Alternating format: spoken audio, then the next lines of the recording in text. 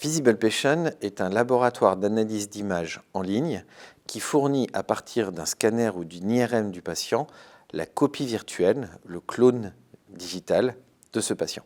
Chaque patient est différent, ce qui veut dire que chaque patient va avoir des variations anatomiques qui vont compliquer la prise en charge chirurgicale et dans le cas de pathologie qui vont compliquer la recherche même de la localisation de cette pathologie. Le fait d'avoir une modélisation 3D permet de savoir précisément où aller. C'est une sorte de GPS pour le chirurgien. L'endométriose, ce sont des cellules de l'endomètre, c'est-à-dire qui vont paver l'intérieur de l'utérus.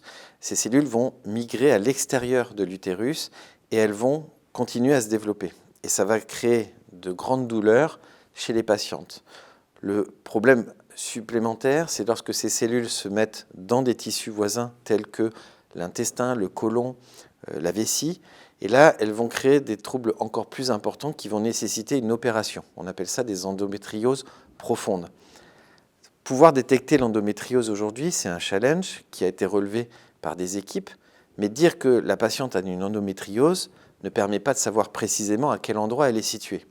Ce que permet de faire Visible Patient, c'est de localiser précisément l'endroit où se trouve l'endométriose, sa dimension et son envahissement des tissus voisins.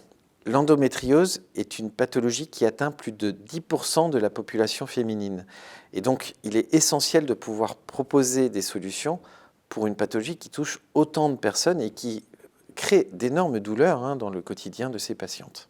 Visible Patient a obtenu de la Fondation Force un prix qui lui permet de développer la prochaine étape dans nos travaux, c'est-à-dire d'automatiser cette modélisation 3D qui demain ne prendra plus que quelques minutes grâce à l'intelligence artificielle. Ce projet est réalisé en partenariat avec l'équipe de chirurgie gynécologique au CHU de Strasbourg.